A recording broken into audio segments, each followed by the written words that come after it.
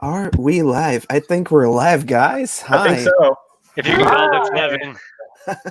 Hi, guys. Everybody, welcome. Welcome to our live stream, another Live in the Attic live stream. Today, we have a special guest. Down here, we got Cincy Nerd in the house. This way. Oh, but No, this way. I'm not sure which way is the one. So yeah. Also, obviously have me. My name is Ed. We got Greco Fabulous, the Grec, and we got the beautiful Narcster. We got another retro channel joining us today as well. Yeah. So how have you guys been? Yeah, Cincy, why don't you tell us how you've been? Because you seem really happy. I've been pretty good. I had a kind of a bad day yesterday. If anyone follows me on Facebook, you know what happened to me yesterday. Had some car troubles. Had a little spill. Took a little spill. I now have a this little number on my lip here. I have a giant gash, almost like Sagat from like here down to there. Just a giant gash on my chest. I basically took a spill on a scooter. But I'm okay. I think I might have broken my hand. Little road rash on my hand, but I'm good. I'm happy to be here. I'm happy that you guys asked me to do this. So what's up, everyone? I've been doing okay. So yeah, been looking forward like all week to this live stream. So yeah, thanks so much for doing this. Thanks Absolutely. So much to everybody that's in the chat already. We already got some questions, but we also got a couple of topics we want to get worked out first. How have you been, Greco? I'm good. I'm as good as I look, which is amazing. So I'm on the cusp of giving myself a haircut. I used to back in the day, nothing too fancy, but is that your own work, Ed? No. Yeah, I outsourced it to my girlfriend. My wife doesn't want to touch me. We're at that point in our relationship, so I'm on my own. I love how your hair is not so much growing long as it's growing outward. Yeah, there's a little bit of a fro going on, but I like it. I wish I had hair like that. No, everything's good.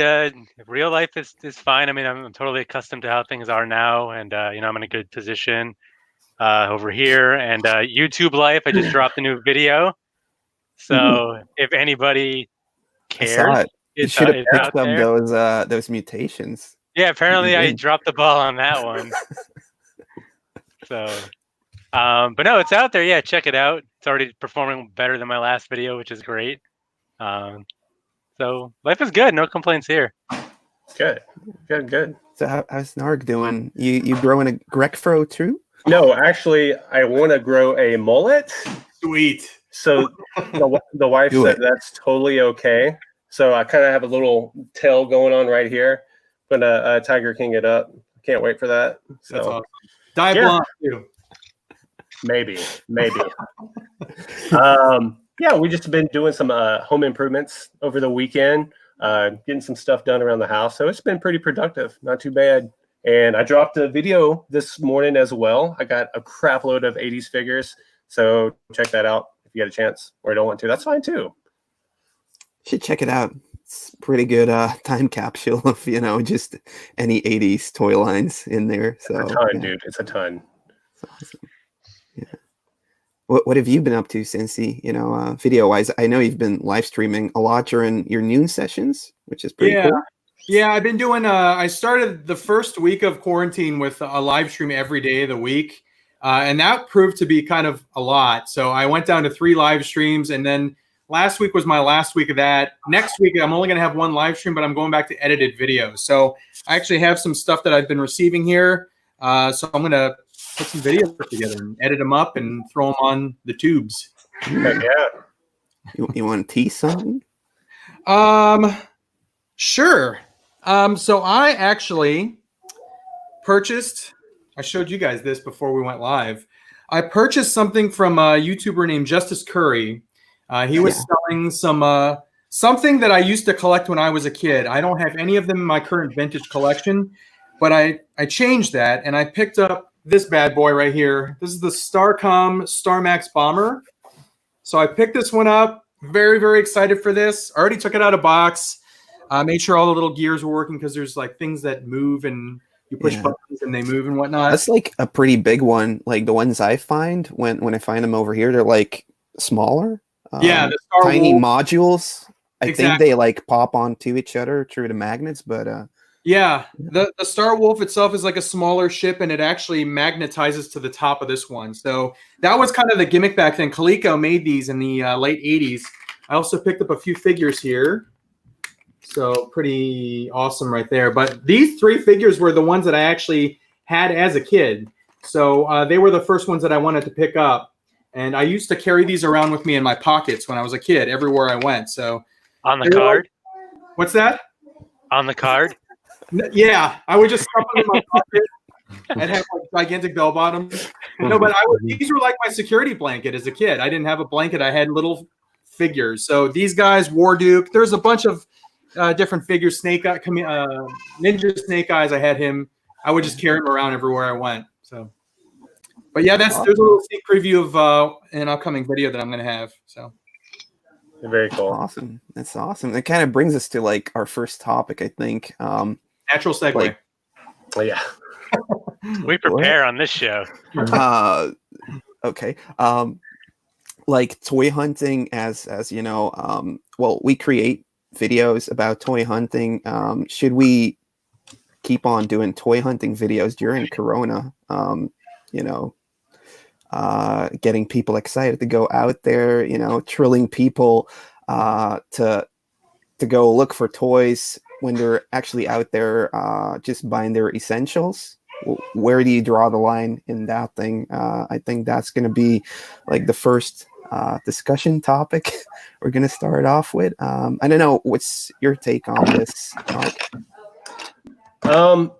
So I've been going into the office a lot more the past couple of weeks, probably 3 days a week, and the wife is at home working, and so every time she's like, hey, can you stop by Walmart or Target to get something? So of course I'm going to look at the toy section, and I pick up stuff, but I have not been filming anything, putting anything out, just because in the back of my head, subconsciously, it's like we're influencers, so I don't want somebody to be like, hey, I want to go get that, and maybe they're not prepared as far as being safe, as having a mask on or any kind of soap or anything. So in the back of my head, I was like, I don't want to get anybody sick or bring that home to their families. So until this is all kind of over, that's going to be the point where I start putting out like retail videos. So that's kind of where I stand. Okay. Yeah. How about you, Cincy? So if I have to go out and buy milk and bread for either my family or my mom, because my mom's diabetic and she's elderly, so she's high risk. I don't want her to go out.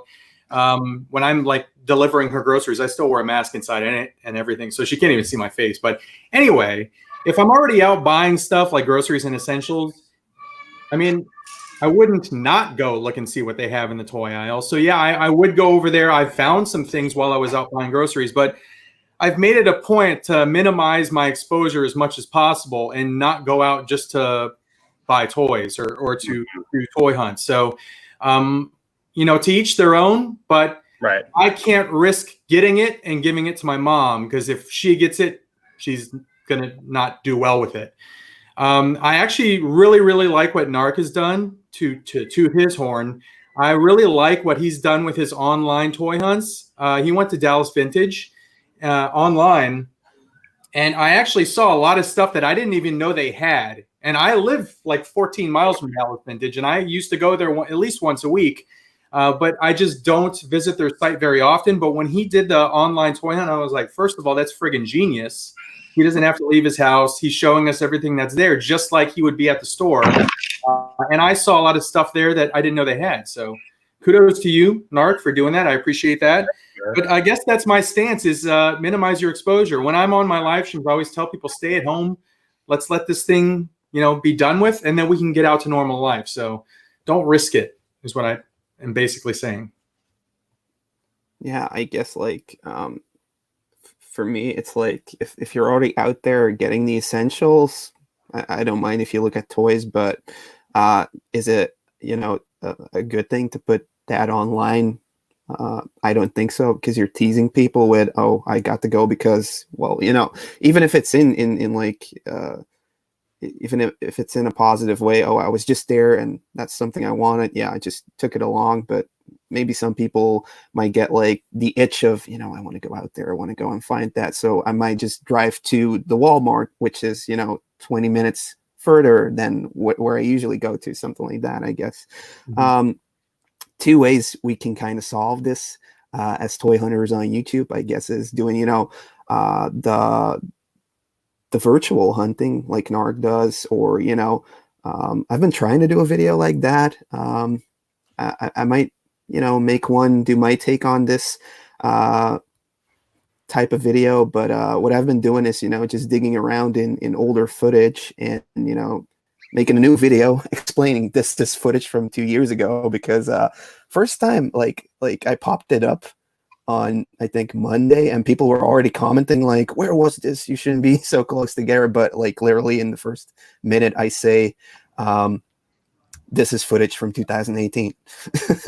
So yeah. So it's like Greco's video, because how long was that ago? Are you and Sprooch friends again, or? Oh, that's all make believe. We never stop being friends. I just like to manufacture drama. Yeah, that was back in December, I want to say. It was a toy show back in December. So not like ages ago. I mean, for some people that put out videos more on the regular, it can be, but for me it's just like yesterday. I will say, if you're all done, Greco, you all done? I think so. I don't know. I wasn't really like posed. That was like a direct question. It wasn't like the topic of discussion. So I answered that. Yeah. I just wanted to say this because if I don't say it now, I'm going to forget it. Boston Mike, if you have the hookups and the ability to do so, and that ability is the ability to go to a store where no one else can go in because it's literally closed and locked, and he can go in there, and the only other person in there is the owner doing paperwork, I would say that's a pretty safe way to do toy hunts during the quarantine. I thought that was freaking awesome. I was like, holy crap, how do I get that? Because he had the whole damn store. He had all of Retro Madness to himself. So I can't fault him with filming in there and showing what they have. It actually felt really good to see someone in a store again, because it made me feel like I wasn't cooped up in my house for the last month. So again, he had very, very special circumstances of he had the whole store to himself, a closed store. So that was pretty cool. So shout out to Boston Mike for that. Yeah, that was good. Good stuff. That's something I would like, just, even if we're not quarantined. I know. But unfortunately for Belgium, the way it is now, you can't drive unless it's essential, and you can't drive out there, to like another city. So if they catch us, they'll ask, where are you going to? Are you picking up food? Do you have to go for some medicine or something like that? And if you can't really answer it, or get it confirmed, there's like a $250 ticket. Oh wow. Yeah. So which is kind of weird, because there's like stores open in Holland, which is like an hour and a half drive. So you could potentially just go, they can still go to like a toy store or like a record store or anything during the week. They're just closed during the weekends. It's, that's weird. Or at least there was like a small period of time where that was like the case, that Belgium had already locked down. I don't know if it's still like that in Holland, but you would get like people from Belgium hopping over to Holland to be able to do stuff. Just, not so cool, I guess. But yeah, that's what I was going to ask, because I think when you were here in Dallas, I asked you about the borders. Like, how loose are the borders? Can you just drive over the border? And I was going to ask you, with the whole Corona thing going on, have they like tightened up the borders? Are they not letting people go from country to country there? I have no idea, because I haven't been outside of outside of my house, or like in the proximity of like anywhere further than a couple of miles in 3 weeks. So yeah. But I haven't heard like anybody, getting pulled over for going over to Holland or anything, or to another country. The borders are open. There's never like anybody checking that out. It's like a really big country now, Europe. Only Switzerland, they do border controls. Yeah. Interesting. Yeah. Yeah. I think like Greco wanted to go more in depth on the topic, or No, I just wanted to sit here and listen to everyone else talk, if that's okay. uh, no, I mean, I'm definitely in line with all of you. Like, I'm being a good Boy Scout. You know, I'm really not venturing out. I'm lucky that I'm in a position where, you know, I can work from home, so I really don't have to venture out until we need, you know, the essentials. So even when I'm going to stores, it's not for me. I'm really going to like supermarkets that don't really have like a toy aisle, so I'm not like tempted by that stuff.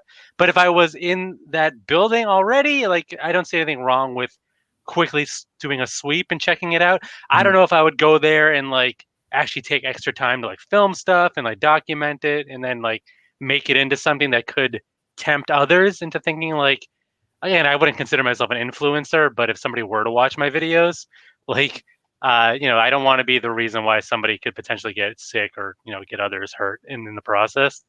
So I wouldn't sign off on that regard. That being said, as this thing goes further and further, you know, through the calendar, like I have been tempted more so with things like Facebook Marketplace deals, like because you know there's people out there that either could use the money or they're just you know they're home so they're doing spring cleaning.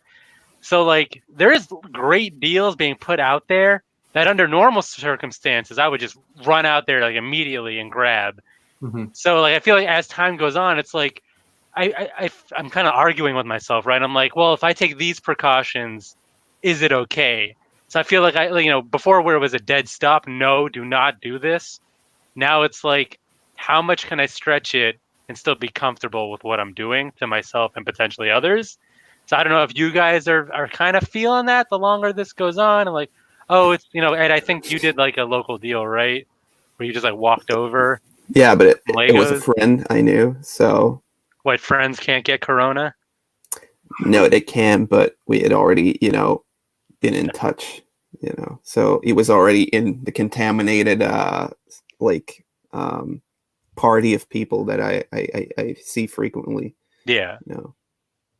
So that's the During only that thing. time, because at that time I was still driving up to work, actually. So yeah, we didn't have like the whole thing going on with you can't go anywhere unless it's essential. So yeah, but for me it's the same thing. I was like, you know, hunting online, and you know, I would find like a really cool Skeleton Warriors lot, bid, you know, like $30, and they'd be like, yeah, come over and pick it up.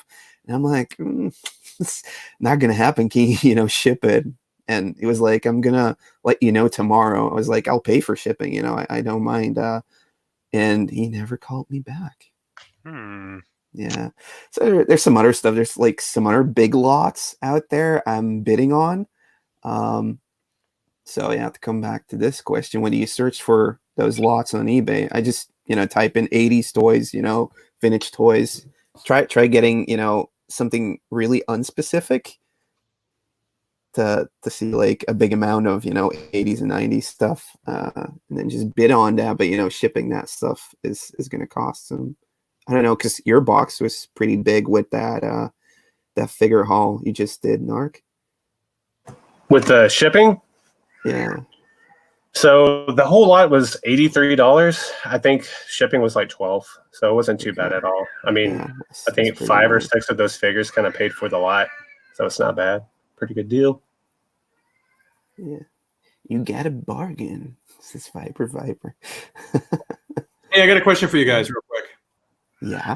For those of you that shop on eBay, do you ever, and this is probably giving away a secret, so I'm probably giving something away. Do you ever take advantage of the fact that people don't know how to spell and intentionally misspell something to find that no one has eyes on? Yeah, I do it quite often. And like here in Belgium with the language barrier, you'll get like turtles where they switch the E and the L in the back because phonetically it makes more sense in Dutch.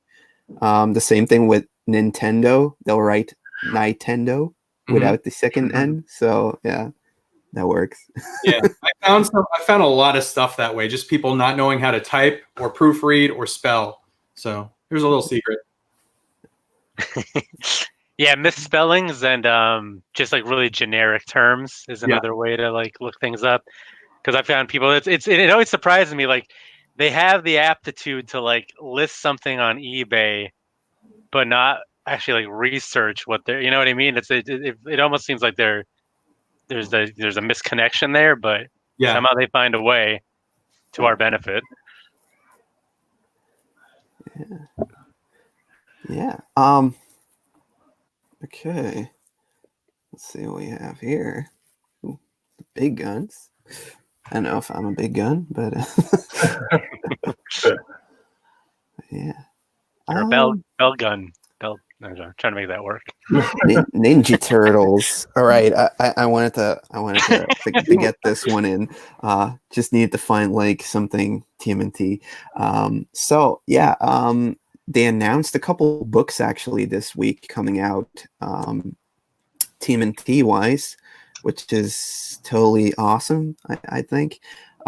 So one that you sent to me, Narc, and like a couple others was Rat Plastic. So Yes. I don't know how this is gonna work. I'm gonna try sharing something. Does this work?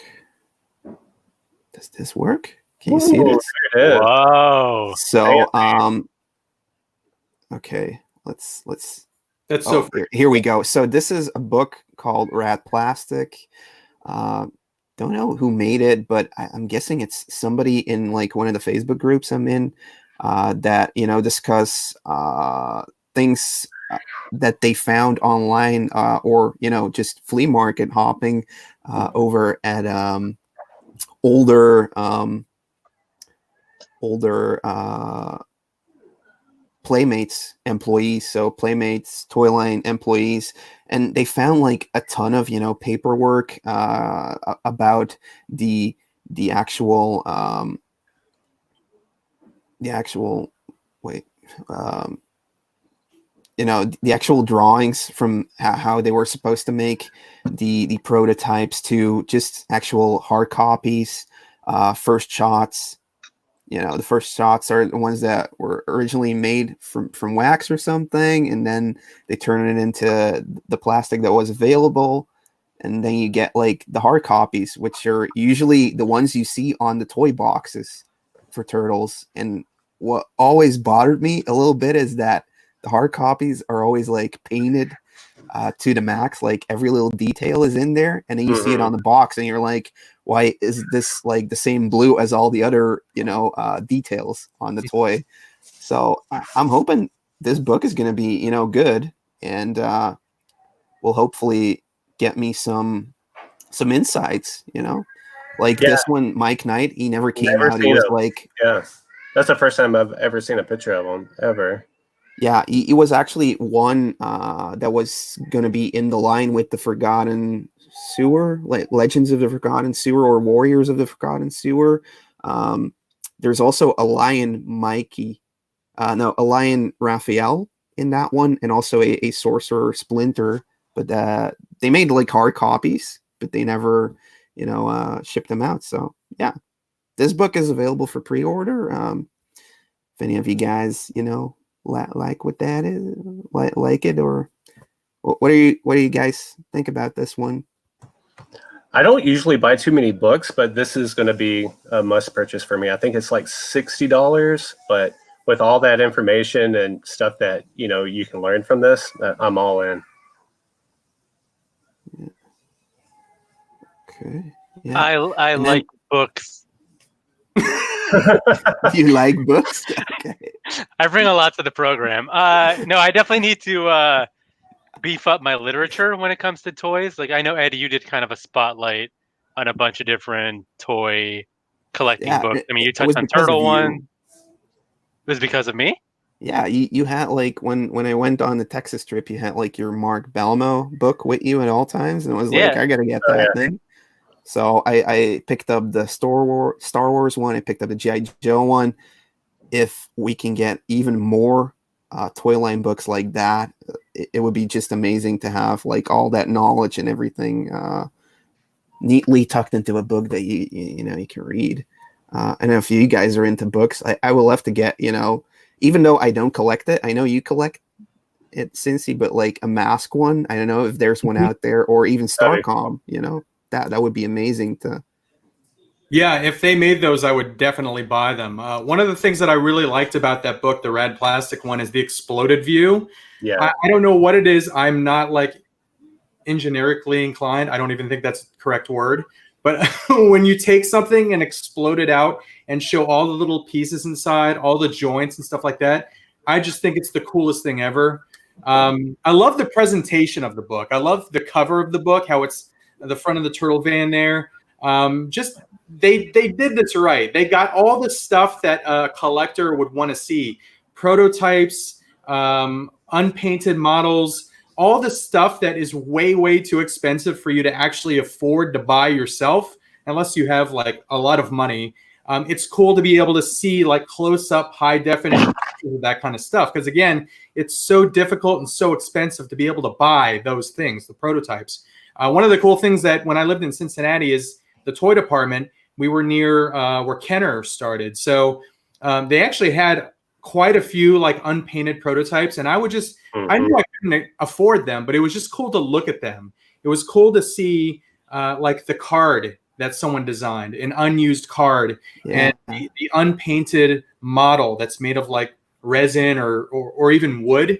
It was just really cool to see that kind of stuff. So, I mean, that's kind of what would bring me to buy a book like this is I know what the actual finished product looks like. I want to see this stuff before the finished product. So the first shots, the exploded views, all that stuff, freaking amazing. So that's what I would be interested in a book like this. But yeah, if they made a Starcom or a mask, I'm 100% in. Yeah. And then like, you want to say something about it, Narc? Or did you already? No, I already did. Yeah, I'm all in on this. Just like Cincy was saying with all their prototypes and stuff like that, like we don't get to see any of that where I haven't. So. Yeah, for me, this is like a definite go. I haven't like had the time to like really check like who made this and is this really going to come out? But yeah, I think like, it's pretty legit. It looks pretty legit, so I'm going to order it later today. And it comes out in August of this year. So okay. Yeah. Hey, quick question for you guys. So on that first shots page there, if you look at like image B and image C, you could see that like the image C has red parts and a gray part. Are those shared mold parts versus original mold parts? Is that what I'm looking at there? So like on image B, it's got like the translucent plastic and then the yellow plastic. Are those translucent arms and legs? Are those things that were molded for other figures that they're kind of reusing? And then the yellow part is the original part to make that character unique? Or am I pulling this out of my ass? I haven't read the book, so I don't know. Yeah, I'm not sure. I think it just has to do with which colors they have on hand to make it from, I guess. But it could be that they, tried. That. Yeah, I guess they made just, I really like that translucent and tried piecing it together. Because you can always see like the guy who sculpted it, like this one's by Lynn. If you head over here, sculpt was done by Hicks. So yeah. Interesting. Yeah, so I mean, yeah, I like to see it's got decent amount of text and some pretty pictures. So yeah, I'm all go for this one really. Then another one popped up actually in the same day, and that was this one coming soon. Dino-Riders. So this is Ninja Turtles configured. Which is going to look like this. So it's spanning, I guess, the whole toy line from 1988 to 1997. So it's different from the first book we were discussing, which is, I think, more about how they were made. And it's done by somebody from Denmark. So Scott Bellerup, DK, I guess that's Denmark. And apparently he also did a Dino-Riders Vintage Action Figures Unofficial Collector's Guide. Really cool. So I'm thinking I'm going to order this and then maybe see if I'm going to go for that one. I'm thinking those would be great gifts to bring us next time we see you, Ed. Right? Oh, yeah. I'll see if I can get a package deal on that. Yeah. Yeah, I don't speak any Danish though. I do eat Danish every once in a while, but yeah. So yeah, that's the stuff I wanted to use this share screen function for. So there we go. No, but I think all of us who have children, that we're all like students of the game or the toy game. So any kind of resources that come out, we're gonna gobble it up because we want to know as much as we can. Not so just because we love the history of toys, especially when we focus on a certain era. We want to know as much as we can about what went into these toys that we grew up with, that we love. Unlike my children, who I do not love at all. How does Daddy feel about you? What does he say every night? No. I'm afraid of what you're gonna say. Mute.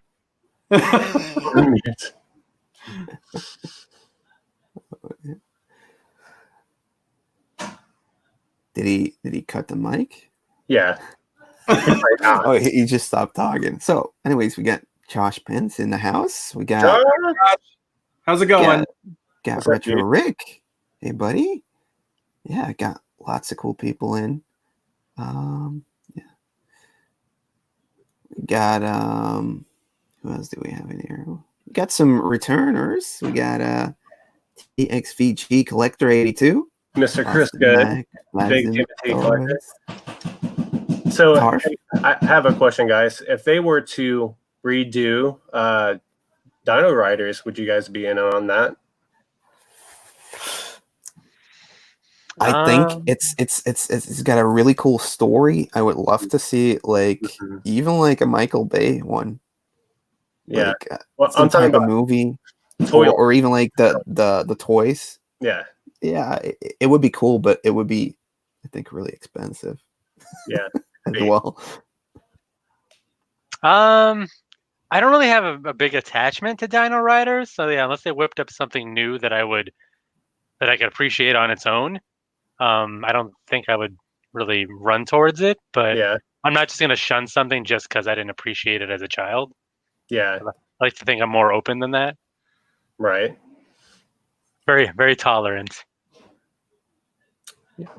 I didn't have a big attachment to Dino-Riders either as a kid, but at the same time, I only had one Sectar figure, and I'm really into these 3 3/4-inch Zika toy Sectar figures. So if they're done right and they look awesome, like if Big Boss Fight Studios, whatever they're called, Zika does it, I'll look at it, and if it looks good, then I'll probably get into it. But I didn't have a big attachment to Dino-Riders as a kid. I think I was a little older when that came out. Gotcha. Like early 90s, I think, for Dino-Riders. I think so. Okay. Yeah, I was like, I guess, wasn't it like same time TMNT came out? Maybe was it 80? So 89ish, maybe. Yeah, something like that. Okay. Yeah, I think so.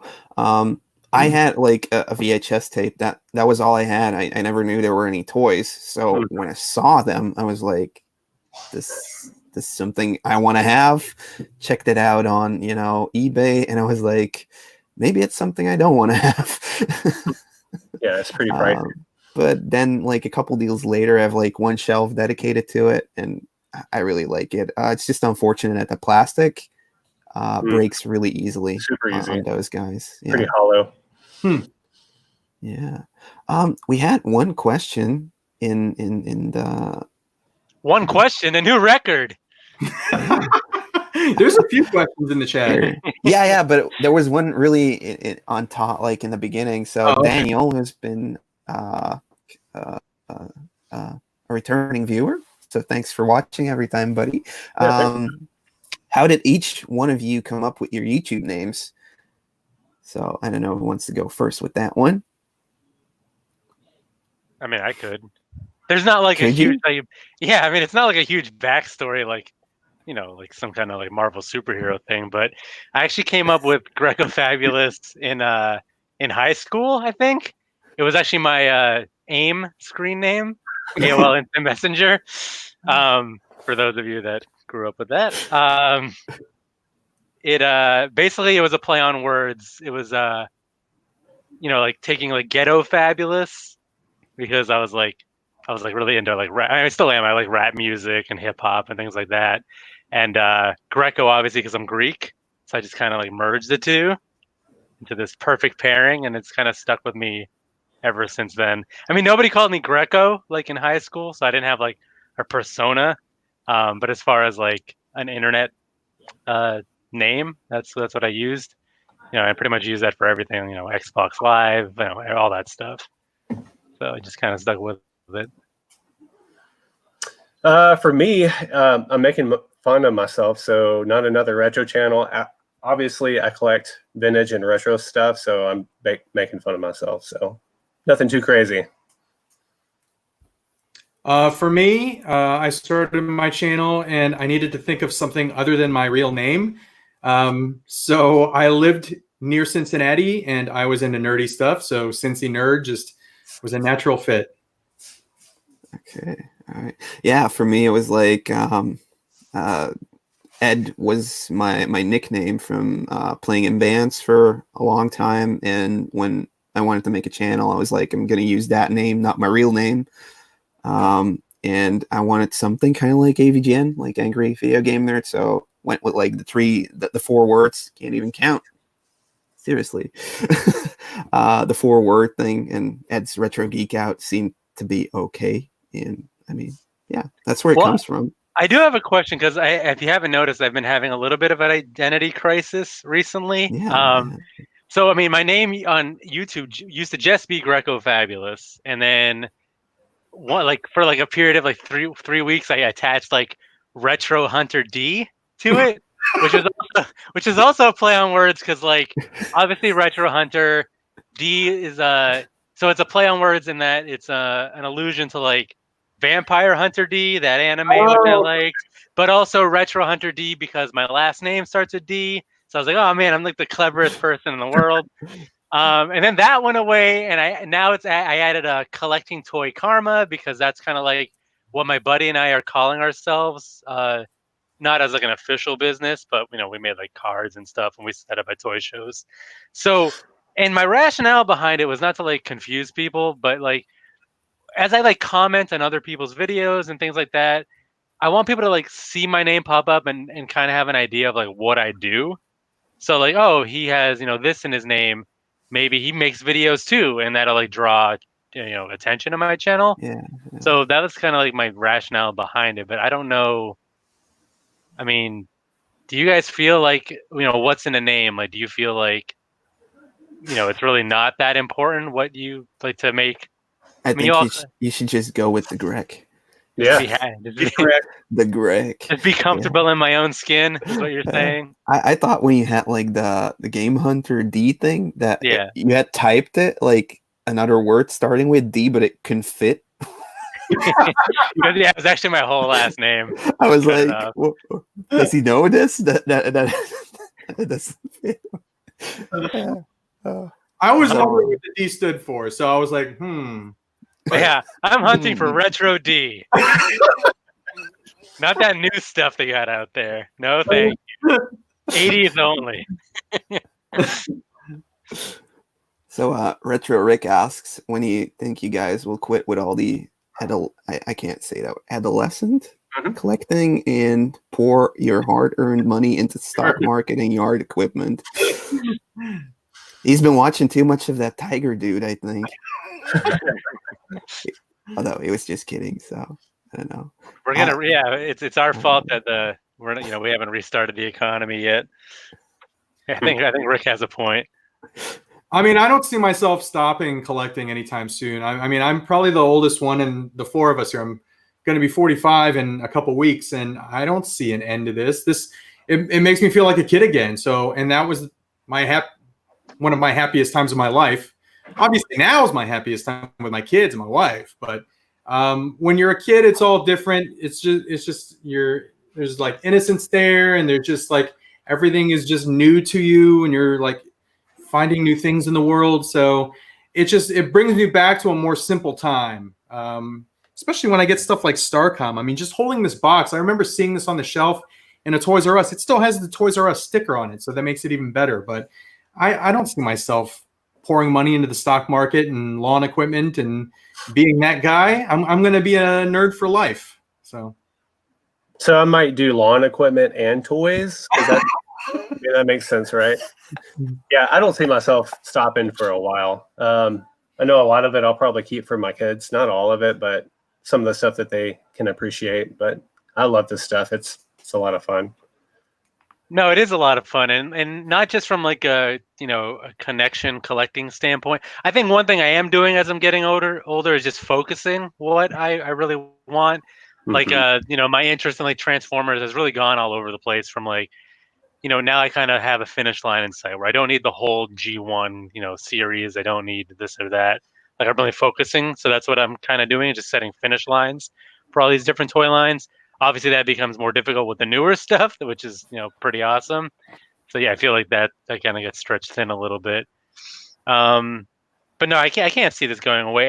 And not only, I don't. The YouTube thing is just another outlet for me to just a creative outlet because I went to school for like production and all that stuff, and I didn't fall into like my job right now is sort of related, but it's not super creative as I would have liked it to be. So I think YouTube, and it's just a perfect marriage of this collecting hobby and kind of feeding the creative fires within me, which is why I make stupid silly little videos that aren't just like show and tell, because I want to do a little bit more with it, and that's whether other people find it entertaining, that's great, but I'm enjoying it. Yeah, for me, it's something I just love doing this. I love going out to the flea market and finding the stuff. I love connecting with all these people that are into the same thing, from all over the world.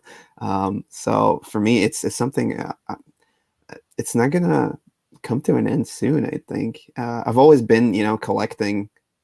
So it's something I do. When I was like starting out in music, I was buying guitars and music CDs. That was something I was collecting, and then it just all stopped, and I went into retro gaming, went into toys, and I just love it. The feeling I get from looking at a TMNT toy is the only thing that can connect me to that time as a kid, that I was able to have such a bright imagination of stuff and really disconnect with anything that was happening outside. So whenever I'm in my room, when I put my kid to bed and I come here for like a half an hour, I'm just looking around, and like everything but the room, like the room is where it stops, and you look at the stuff you have, you enjoy, you relive the memories, you play a game. So yeah, for me, this is like my hobby, obviously, and yeah, it's what I love doing, I guess. Well said. Yeah. What do we have here? I thought I had put one up. We're getting donations. What are we donating for? I think Josh donated. Yeah, Josh and Mr. Imagination. So shout out to those guys. Yeah. Wow. Awesome. Next time we get together, we can buy some drinks. That's gonna be cool. We should charge admission then. There's money to be made here. Let's see how few viewers we can get. Right? Charge a door. Yeah. Have you ever purged on your collection? And it's also up to me to point to speak. So Cincy, you can go first, man. Have I ever purged my collection? Yeah, on your ever purged your collection? See what's going on here on the floor? This is called in the middle of a purge. I'm about to sell a bunch of stuff because I need to. I got hit with a pretty big bill on my car. So, as much as I love these things, a lot of these things do hold value. And if there's something that I need to pay for that hit me economically or financially, if these things can help pay for them, then so be it. So I am selling stuff. I do purge things out. I do sell things out, not only to help me out with bills or whatever is going on, but also to make more room for new stuff. I have no space for Starcom, and I want to start a Starcom collection. So in order to make space, I can't just build an addition to the house. I can't just take another room. I'm limited to the space that I have here. So I either move the stuff out of a shelf and put it in the closet, which I don't like doing, because I think that's just kind of a waste, or I sell something that I fell out of love with and make room and make money so I can invest it into something that I have a newfound passion for, which is like Starcom or Mask or something vintage wise. So yeah, I think it's a necessary part of collecting. If you don't sell things in your collection, I would tempt to say that you might be a hoarder. I think there's a fine line between collecting and hoarding. And I think that fine line is when you don't sell what you have. I think it's necessary. So yes, the answer is yes. I do that very frequently. There's obviously some things in my collection which I don't ever want to sell, some things that just mean a lot to me. And there are things like that. But, you know, I do have to do that from time to time. Yeah. Like Craig, you're redoing your toy room, so that's probably popping lots of questions in your head, like, do I want to keep this? Do I want to display this? So yeah. Yeah, absolutely. Actually, on my next shelf, there's a bunch of Marvel stuff. Actually, Cincy's going to take some of that off my hands. So I'm looking at all my Marvel SHF stuff, and then I'm going to just work my way down to my Mezcos. Probably Storm Collectibles might be next. And then I'm going to reinvest that into stuff that I'm finding that I need while I'm doing all my reorganizing. It's been a task, but it's a lot of fun seeing what I have, what I need, what I can get rid of. Yeah. How about you, Greco? Yeah, I mean, I definitely. I think what I'm doing now, I guess you could consider the closest I've ever gotten to purging my collection. Just now that I'm really trying to, again, maximizing the space I have available to actually put things on display, and not just, just shifting things from closet to storage to, to over here.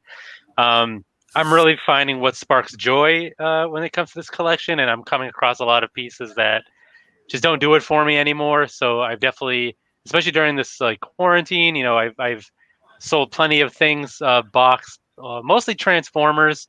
It was back like in the like Robots in Disguise Classics days, where they were the first figures that kind of alluded to that G1 look, but with updated toy kind of technology. So it was cool at the time, but compared to like what's coming out now, there is no comparison. So if I, so they're not needed anymore, at least in my collection. So that kind of stuff I'm purging. There's a whole box of G1s where, again, now that I've kind of set that finish line there, originally I kept it because I found it and it made sense to. But now that I realize that I really don't want this, I literally have a whole like cardboard box of G1s that are just waiting for someone else's collection that is going to appreciate them way more than I will. Yeah, I think like with the lockdown happening, like I've redone the toy room and game room, and I've definitely purged, like took out stuff I was like, I'm not sure if I want this. I'm probably going to sell it, have some cash to buy stuff what I do want. And I think like focusing is something that happens every once in a while. If you do really keep everything, it is kind of hoarding, but what I used to have is like everything I found was like at flea markets and it was cheap, and I bought it, and then I wasn't sure if I was going to keep it, but I would keep it for like 5 years in a box. So it wouldn't like, flow like fast enough. I think now the pacing of those times that I do focus on the collection happen more often because stuff is just getting more expensive. Stuff I want. Yeah. So that kind of answers that question, I think. Tarsus, question time. Avengers, Infinity War, or Endgame? What do you think, Narc? Gosh, that's hard. I want to go.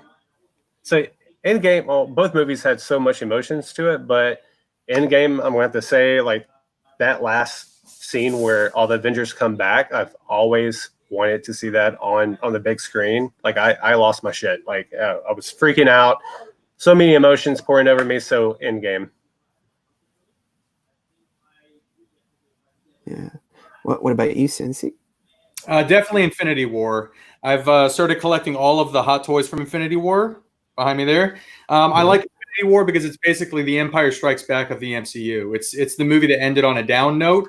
It's the movie where the bad guy won at the end, and I like the fact that it was so different, and that the good guys tried their hardest and they still lost, and it kind of echoes real life sometimes, where you try everything you can and you still lose.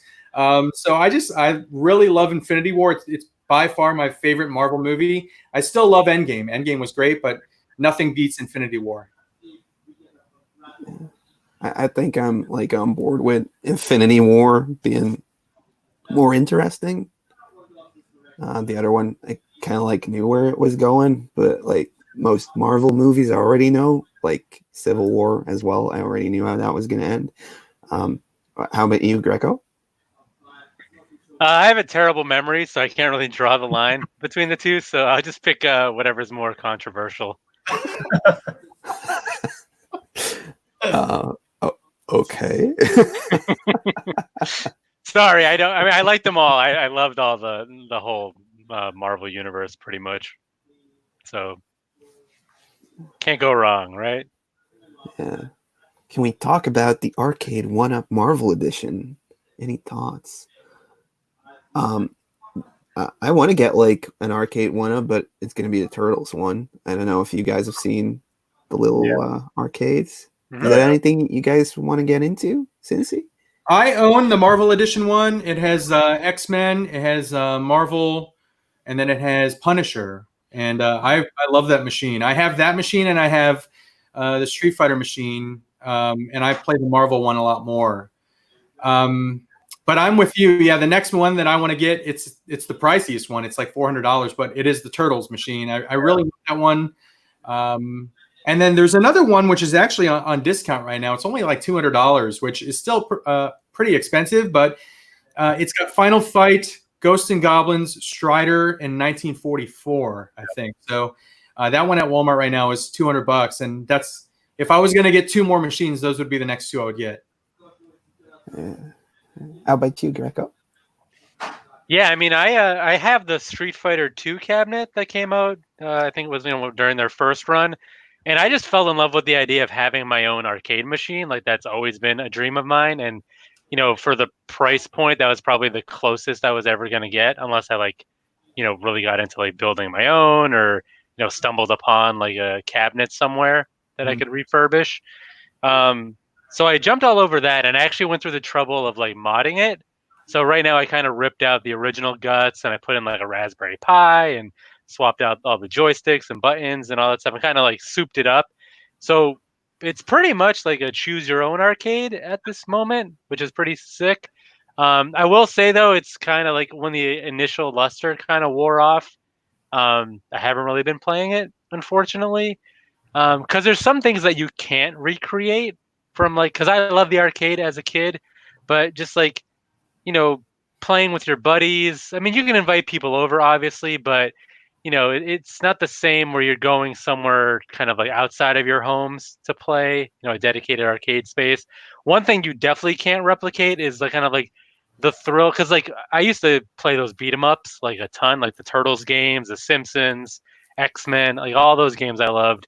And those were less skill and more like how much like quarters you can get from your parents. And that's definitely a feeling you can't replicate because, especially with the way I did it, it's pretty much unlimited lives. I forget if Cincy, do you know with yours, like, does it give you a finite amount or can you just like continue? No, you can keep playing through. Okay, yeah.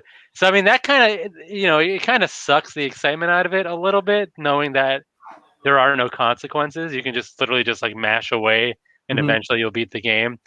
But yeah, I mean, so I went right for Street Fighter 2 when that happened because of a price drop. But had I known that like Turtles was on the horizon, that would probably be my go-to. But now I don't have the space to kind of go beyond one machine. So I think that's it for me for now. Yeah, space-wise for me, like one machine would be the only thing happening. Right. How about you, Craig? I think I would have to go with the TMNT machine. If it was like $200, I think that would be a done deal. But I also want the NBA Jams machine so freaking bad. I got to play that at Toy Fair this year, and that's one of my favorite games of all time. So it'd be TMNT on the discount, and then NBA Jams for sure. And I don't know where the hell I would put them, but I would find a spot. But those two for sure. Okay, awesome. We got another question. Got David from Blucher's Videos and Collectibles. What vintage toy line do you want to collect that you don't have any items from that particular line right now? Why don't you go first, Greco? The only one that's coming to mind is, and it's not something that I'm like really hunting for. Again, I keep my net wide so that I can get a good deal when they present itself. But I'd like to get some Captain Power in my collection, because I do have some memories growing up of kind of like the TV series that went along with it, the interactive VHS tapes where you can like point your like the ship at the screen and supposedly like get a score and all that stuff by shooting the baddies. That I have enough of a memory of that I want to get it. So I think in a limited fashion I would probably get some Captain Power stuff. How about you, Cincy? So before this current purchase, it was Starcom. But now that I have Starcom, there's 3 series or 3 lines that I really want to buy some figures from. Power Lords, if anyone remembers that. I really distinctly remember the Power Lords commercial and the jingle, and I can still sing the jingle, and I can still see the figures. So I want to get some of the Power Lords. I want to get some Shogun Warriors, because my first ever toy was a hand-me-down from my older brother, and it was a Shogun Warrior, one of the gigantic Shogun Warriors. So I want at least, oh man, that's awesome. That's so cool. When we were at the convention here in Dallas, I saw a guy that sold, he had all 4 in box. And I think he sold all 4 for like $600. It was a crazy price. What? Yeah. And I asked, oh my gosh, how much are those? And he goes, they're already sold. I'm just keeping them there until the guy leaves and he can take them home with him. So, but yeah, I'm very jealous of that Shogun Warrior. I want one so bad. And then the other one is Micronauts. I remember Micronauts when I was a kid, and I think I had one of them. And I really want some more of them. I remember the translucent plastic. And I'm sure if I got one in my hands and saw the card and saw the art, it would bring back more memories. I use these things, these vintage toys, almost to unlock memories that are just in my head that I can't remember anymore. Because every time, like I had a Doctor Doom Secret Wars figure, and I got it in my hand, I was looking at the card and I turned it over, and I literally was starting to, like, memories were just like popping up into my head that were locked away. It's the craziest thing ever, but I'm using vintage toys to like open up my brain. But sorry, I went off on a tangent there, but those are the lines that I would definitely buy stuff from. What about you, Craig? So I got 2 of them today. I think I want to maximize my Food Fighters collection. So I have these 2. And I think they have that egg carton, the vehicle. So I definitely want that and get the rest of the lines. Like, I had these when I was a kid, and surprisingly, I didn't have any of these. So that's really cool. And they had the hot dog and the pizza. And I think there's a couple other characters. And also in the early 90s, Nintendo came out with these little, I don't know, 3-inch PVC figures of like Mike Tyson's Punch-Out. So they have Little Mac and they have King Hippo. So I definitely want those. And then I think I would be good. Yeah. For me, it would probably be like before my time, Clash of the Titans, that toy line. Like the big monster and like the death character is something I've been wanting for a while now. And like stuff that was at the very end of me watching cartoons is Mummies Alive. Oh yeah. Which I still haven't found any toys from or anything like that. It's a show I did watch, never got any of the toys, but it's something I want to try out, and that's coming back to that whole, when you purchase your collection, when you tried something out and you're like, okay, I kind of like this, does it jog enough memories? Does it jog the right memories for me? So those two would be it for me. Yeah, definitely. Everybody went, right? Yeah. Yeah. Okay. So let's see what else we have in here. When searching for retro stuff, do you ever find out about toys, games, cartoons you've never heard of before? All the time. There's so much stuff out there, honestly. There's so much stuff. I haven't really heard of Food Fighters until Narc just brought it up. Really? Yeah. I never heard of those. He also brought up, I kind of remember the cartoon from the 80s, but Brave Star. When we were at PowerCon, we were at a animation booth, and they sell these animation cells, and he was looking for Brave Star, and I was like, I don't even remember that. So he brought that up, and then I was talking to Michael Mercy, and he brought up Brave Star, and he said it's like one of his favorite cartoon series. So I started watching them, and they were really well done. So it's a really good series. Really good. Yeah. But yeah, I don't think I ever saw a single episode of that when I was a kid. Yeah. Me neither. I think like some cartoons got broadcasted over like the French TV. Lots of like the manga anime stuff. Definitely like Dragon Ball Z is something I never watched.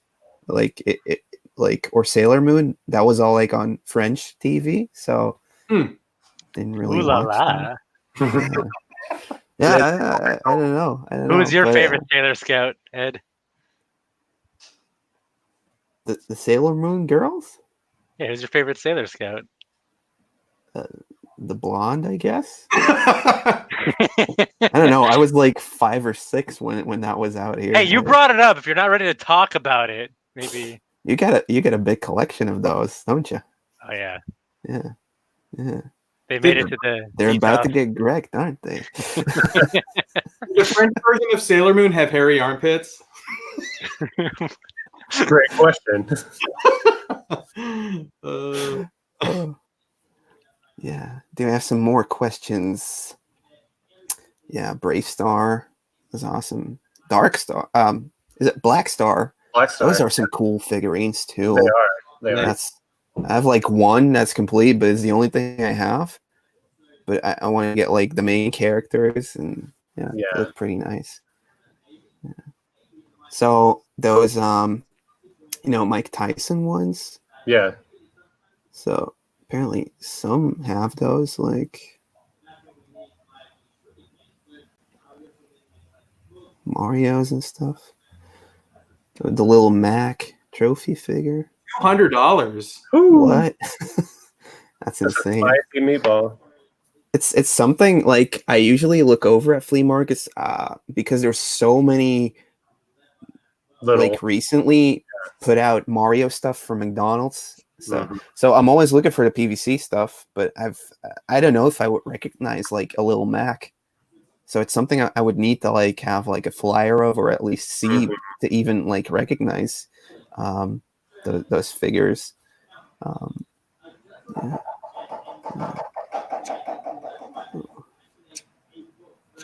I'm surprised they haven't done Mike Tyson's Punch-Out figures with as many people that love that game. It seems like an untapped like gem of a license to have. Do you think that? I mean, they can work around it, obviously, but do you think because some of the names were like not politically correct, that that's kind of in the back of their minds? I mean, they don't have to do every single character, but they could always change the name too. Yeah. Yeah, I don't know why they didn't do, or they don't redo that. That would be a gold mine for them. I would buy it because they did like Ghosts and Goblins. They just came out with those reaction figures. Those look freaking amazing. Yeah. But they've done other ones before, right? Like I think so. Yeah. Wait, they did Punch-Out reaction figures? No. Oh, okay. Yeah, they just came out with those.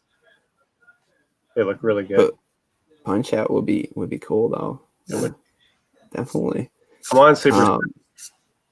Sorry? I said Super 7. Let's do it. They should do it. Where do we go to determine the prices to sell your toys? eBay sold listings, or just what you see over at vendor floors, something like that. But usually, if I have something good, it doesn't really reach the vendor floor. It's more like my collector friends are already on it, and they usually end up trading. So it's not really price. Yeah. So yeah, for me, if I don't know, I'm gonna check like eBay prices sold. If they don't, I think that's my answer. Pretty easy. Yeah, I mean, for me, eBay sold listings is definitely like where I get the current market for certain items. But what I end up like asking for it really depends on what platform I'm using to sell it. So like if I'm setting up at like a toy show, I definitely like at least try to knock off I try to come in under like right around like 30% less on what it's averaged on eBay, because I figure like again I pride myself on not being just another table that asks eBay prices. I want to give people like incentive to actually buy from me, and usually the reason why I try to get a good deal for myself is so I can pass it on to other collectors.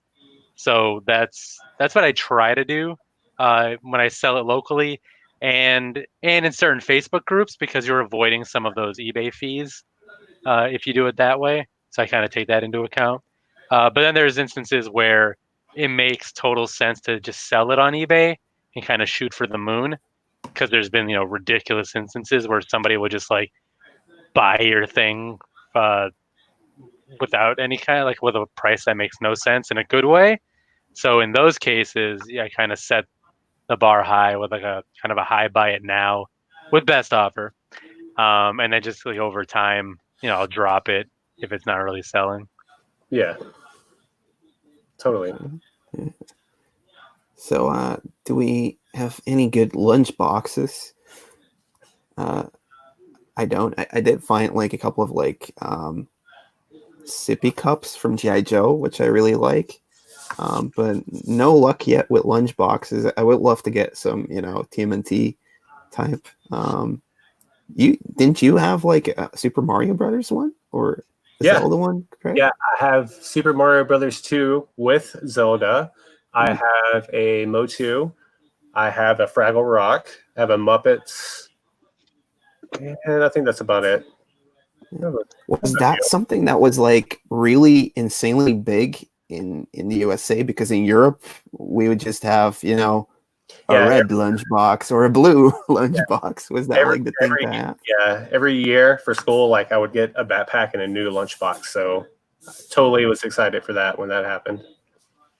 See what happens when you don't allow communism in your country, Ed? I know my history, don't you? Yeah, this is the only one I have in my collection, and it's not because I don't want more.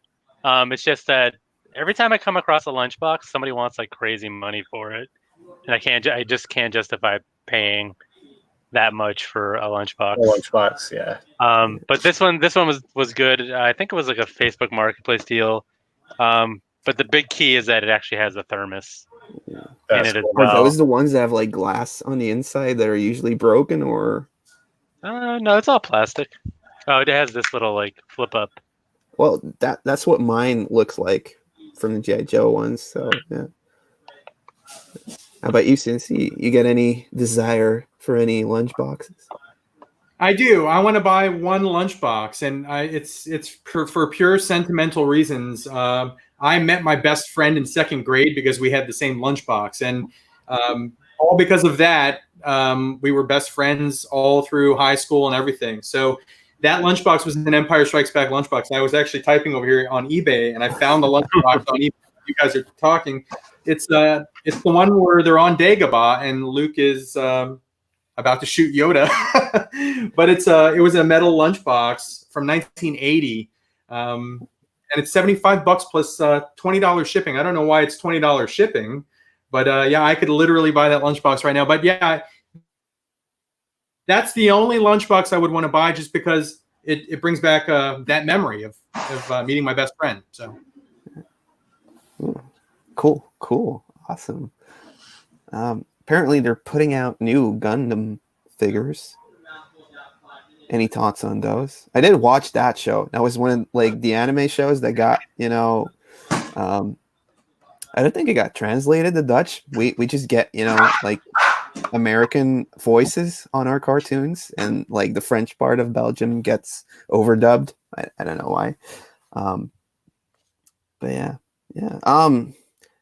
I really like Gundam. Like it's pretty cool, the big robot stuff. Like in Japan, they have like giant statues like that. It's really weird, but cool at the same time. That's cool. So, yeah. Would you want to get one, Craig? Gundams? No, I mean, I don't really have an attachment to them, but I see the new figures in the store and they look great, and they have a bunch of model kits and stuff too as well. But yeah, it's really not my thing. How about you, Cincy? no, I missed the whole Gundam phenomenon. I remember the commercials. I don't even remember when they started airing. I think it might have been like mid to late 90s, but they had commercials on television for Gundam models, and it was like the skill level required to build the model. And I thought those were kind of cool at the time. I've never been into that. I've never seen a Gundam anime. I had a really good friend who literally had like every single model, and his entire man cave was all Gundam models, and they look awesome. There's like translucent ones, chromed out ones. They're very, very cool looking. I don't have a single Gundam, but I will say that one of my favorite scenes in the movie Ready Player One was with the Gundam. Yeah, that was cool. Yeah. Coolest scene ever. And I love that movie. I rewatched that movie. So after seeing that movie, I actually wanted to buy like that Gundam that was in that movie, but I never got around to it. How about you, Greco? So, I mean, you would think I'd be all over it because it's kind of like right up my alley with like big Japanese robots. But I've never like fully bought into Gundam. Like I've had plenty of false starts with Gundam Wing, like that version of the anime, Yeah. and I think I own some on DVD. But I never like watched it straight through, and then so it never really like turned into a toy purchase while it was happening. Since then, I see more models than I do figures. I did come across some of the carded like Bandai figures before, but it's not something that I wanted to keep at the time. And models like look awesome in the right hands, but I don't think mine are the ones to really like bring it to its full potential. It's just too much of a like beast mode with these guys. I don't have the finesse to really take care of it. Okay. We got Andy's Toy Bin. Who had the better holograms, Supernaturals or Visionaries? Supernaturals. Yeah. All the way, because they're a little bit bigger than the Visionaries, but I like the Supernaturals myself. Supernaturals are where like the part of like the ghost. The figure. whole Yeah.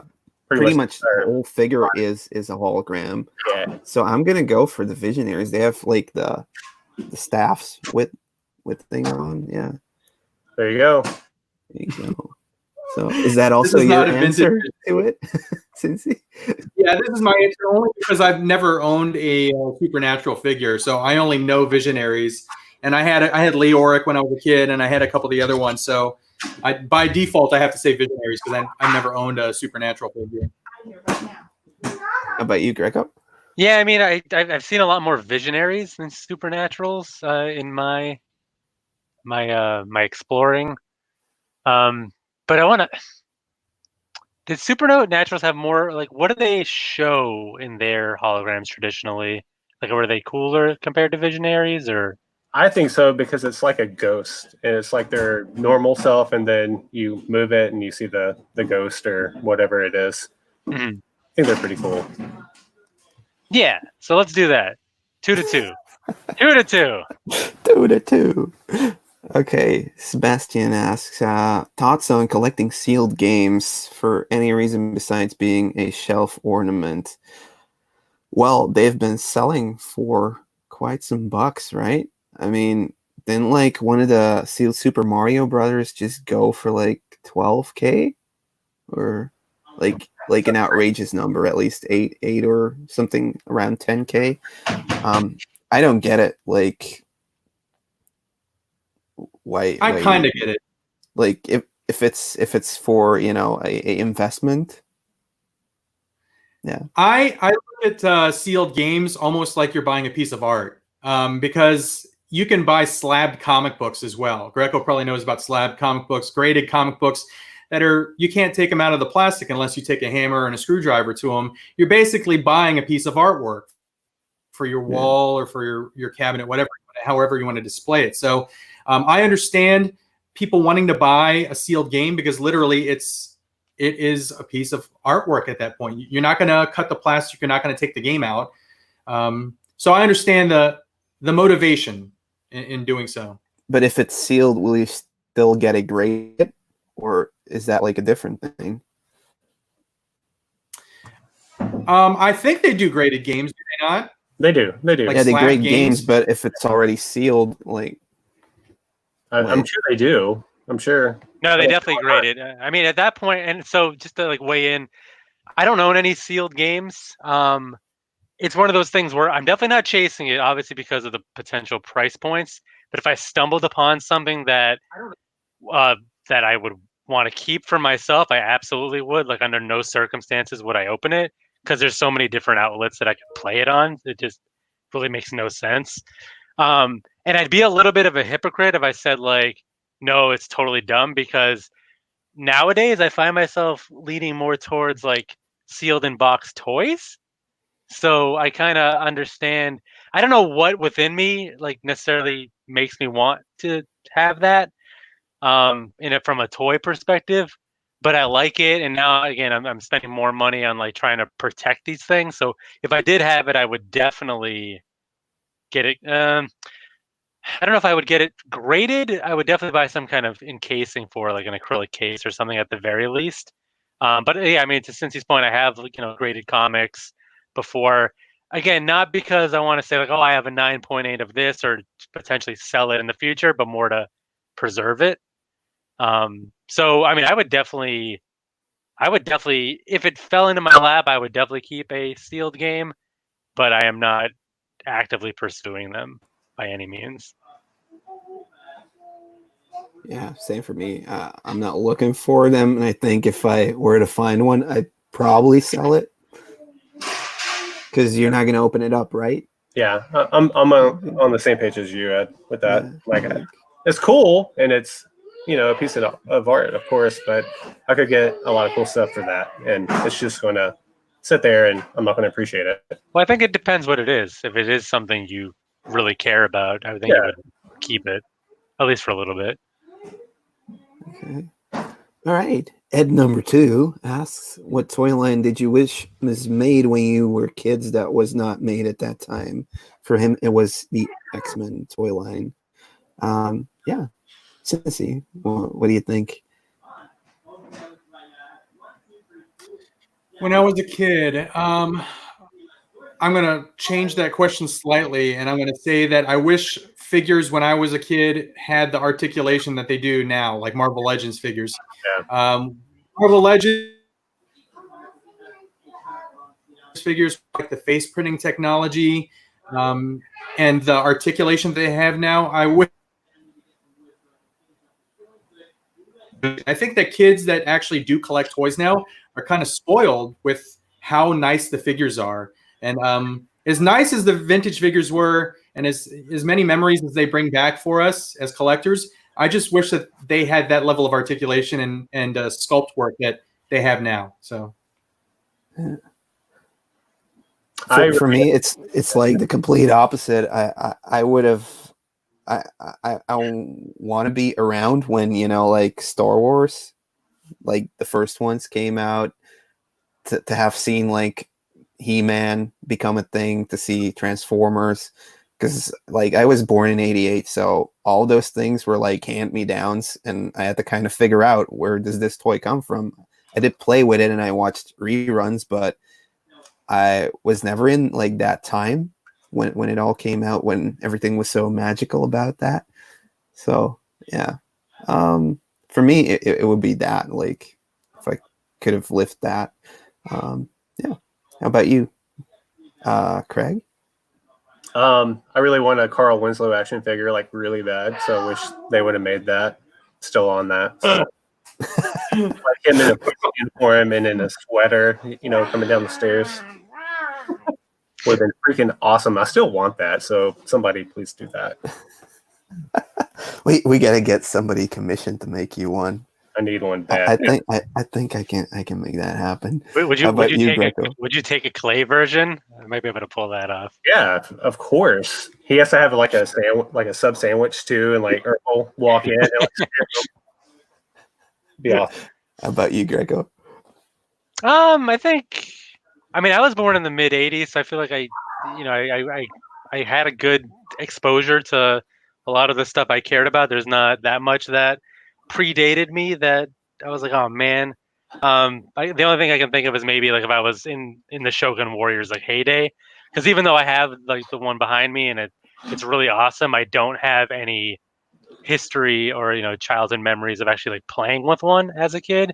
And I feel like that's something that I definitely would have been fully entrenched in if it was during I was a contemporary of Shogun Warriors. Yeah, that's also something like the Shoguns. They're pretty sweet, man. Which is so funny. Like it's just so funny how like Big Jim, stuff like that. Yeah, which is funny looking at it, and not to keep not to make anybody feel bad. But just looking at it, it's like it's so funny that like they're so basic when it comes to like again like toy technology. Like they're just big heaps of plastic. I mean, they do have like projectiles and things like that, which is really cool. But there really are just like a bunch of giant pieces of plastic like screwed together. The legs are like sand. There's like if you ever like disassembled one, there's like bottles of sand in the legs, so which kind of weigh them down, which is kind of neat.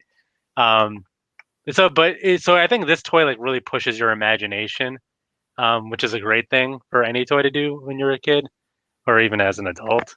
So it's kind of a I don't know, it's just kind of a not a miracle, but just something that's like, why are these such a big deal? And but I think it's just because you had to use your imagination to kind of really bring them to life completely. Mm-hmm. Yeah. So thoughts on opening vintage sealed toys. Picker's Warehouse TV says, in a recent video, I opened up 2 sealed TMNT, had mixed feelings about it. We actually did that a couple months ago. We did.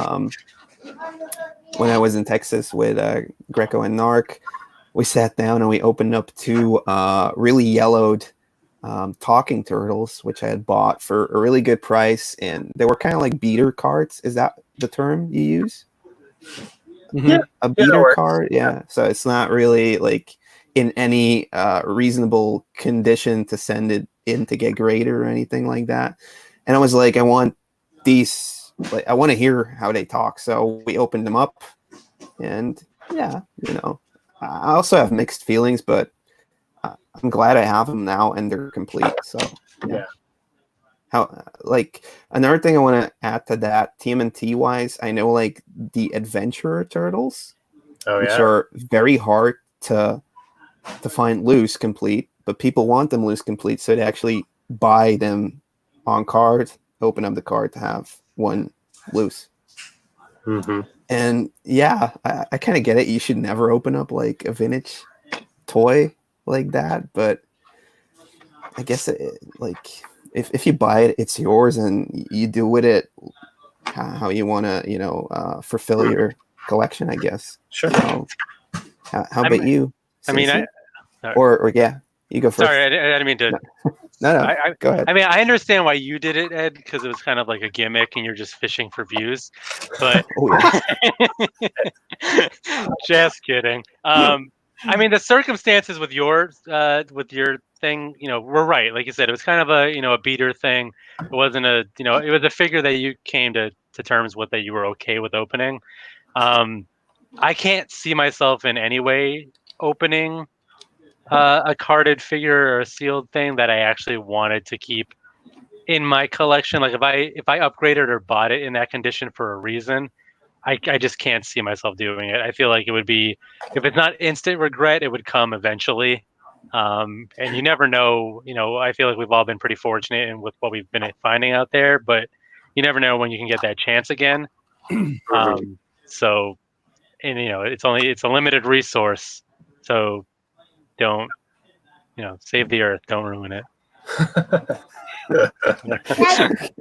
How about you, Cincy? So one of the best memories I had as a kid was going to a store and walking back to the toy section and seeing what they had, because I didn't get to go to the toy section very often, especially like Toys R Us. I only got to go to Toys R Us on birthdays and special occasions. So when I have a sealed, carded figure in my hand, like a Secret Wars Doctor Doom or a soft head Leonardo, like I have in my closet, that's literally a memory. I'm holding a memory. So I can't take it off a card, because then I would be taking that memory away of me walking to the aisle and my eyes seeing these figures on the hooks, and then me deciding, what am I going to get? There's so many choices. So that's why I can't physically take a figure out of package that's sealed on card, especially a vintage figure. I actually search for not sealed vehicles, just so I never have to open them up. Yeah. Although it is like a guarantee that it's complete. Yeah. Yeah. Where are you at on it, Craig? So if it was on a beater card and I really needed the figure loose, complete, I would take it out just like you did. I don't see a problem with that, because you can obviously keep the bubble, keep the card, and kind of try to put it together if you want to another day. But just something normal, there's no way I couldn't do it. Loose complete. Loose complete. Yeah. Okay, so Empire Toys. Actually, next week on Wednesday, I'm doing a live stream with Empire Toys and Pizarro Species, which are two UK toy hunters. And we're going to kind of talk about how toy hunting is going on in the UK. And obviously, I'm going to touch on the Corona subject a little bit. But yeah, that should be a fun stream this Wednesday. He's asking any films or TV series you would like to see new toys made for. He would like to see Starship Troopers and G.I. Joe size, so we can have 2 scale bugs. Yeah. Tiger King, all the way. All of it. All of it. I've seen some Tiger customs. King They're pretty versus good. Carl Winslow. Only one man can stop the Tiger King. Carl Winslow. Carl Winslow. I think now stuff is just going crazy with the reaction figures, Super 7, NECA, anything and everything is happening. Funko doing the He-Man stuff. Yeah, killing it. It's gonna have to stop at one point. I mean, are we gonna keep buying all this stuff? I think we got another 2 or 3 years for Motu, because I think they're just about to ramp up. So, which is totally fine for me, but I don't know what I would like to see happening. It's I'm not sure. I'm really not sure. Yeah, I'm sure I could come up with a really awesome answer. Just give me some, heads up next time. Okay. If you could feed me the questions in advance, I'd do a lot better with it. But Starship Troopers would be cool. I love that movie when it first came out, and I feel like it has toys, right? Yeah, I think it does. Yeah, but they weren't anything too spectacular from what I remember. Okay. But then again, before all this reaction stuff started happening, kind of in line with that, I wouldn't have minded a better RoboCop toy line. But NECA's obviously did stuff, Hot Toys and all that kind of craziness. So that's kind of been that wish has been granted. How about you, Cincy? I've been thinking long and hard about this question, and the only thing I can think of is more figures related to Quentin Tarantino movies, just because I'm a huge Quentin Tarantino fan. That's Yeah, I mean, and specifically Hot Toys figures. I would love to see some Hot Toys figures from like Reservoir Dogs or Pulp Fiction, or even Once Upon a Time in Hollywood. Just random stuff like that I would love to, because I started putting some of my random like movie-related Hot Toys figures out in front of my TV where I'm watching movies. So, like non-MCU, non-Marvel, non-Star Wars Hot Toys figures from movies that I like is what I would love to see. Yeah. I did like a room tour over at a collector here in Belgium, and he had like a couple of those Django Unchained ones that got pulled from the market. Mm-hmm. Those, yeah, lots of Kill Bill ones. Is that Tarantino? Mm-hmm. Yes. Yeah. Okay. Yeah, he's also really into that, so I definitely get why you want more stuff like that, because those movies are pretty epic. Yeah. So. Yeah. I think we're gonna have time for one more question after this one. I'm not sure if this. I don't know what Neon Genesis Evangelion is actually. It's an anime. Oh, I think it's a okay. racial slur. I thought it was like Just blocked asking which god do you believe in. Yeah. My favorite Nah, book of Genesis, since we're on the topic now. I didn't know that was an anime. So I don't know about it. Do any of you know about it? Very, very little, only because I used to work in a comic book store and I knew that we sold like statues and figures and stuff from it. And I've always appreciated the look of it. But I've never seen a single anime. I think they did some manga comics also. I've never read one of those. But it goes along the same lines of like Appleseed, if you're familiar with that. That's another anime which I really appreciate the look of. I just never seen a single one. So. Okay. All right. Yeah. Cool. Yeah, man. I think this is gonna be it. Maybe let's just go over a couple of things that you guys are gonna have coming out this week, if you want to share. So yeah. Greg, why don't you go first, buddy? Grec or Craig? Craig. Oh, okay. Narc. Yeah. Stir. What am I doing with my collection? Part 3 will be dropping this week. Yeah. So it's going to be all vintage TMNT, and I'm super excited about it. Like, probably one of them, looking forward to it. So this week. How about you, Greco? Yeah, so I mean, you just got a brand new video today, so everyone that says that So I don't nothing's make happening. videos, yeah, nothing's happening for at least a month. No, so yeah, just dropped a live toy hunting video. So for those of you that are fiending for some live action, where you actually see the point of view of the person, definitely check out my channel. It just dropped today. I think the next one that probably makes sense in the pipeline is similar to a lot of you guys. We've moved on to like internet shopping for some of our hunting, so I'm expecting a few packages this coming week, and I'm pretty excited about it. So I think that'll be my next video. Pretty easy to throw together. All right, awesome. How about you, Cincy? Wait, you said you're going to be returning to edited videos, but still doing live streams, right? Yeah, I'll have a live stream next Friday around noon Central Time, but I will also be filming a video on this bad boy right here, this Starcom StarMax bomber right here. And then I also have a haul of other stuff. I'm not sure when I'm going to film it or when I'm going to edit it or when it's going to drop, but it'll be sometime next week. So there you go. Awesome. All right, awesome. Well, yeah, I'm going to have some videos coming out, doing a live stream on Wednesday, and next weekend we're going to do another live in the attic. So I want to thank so much.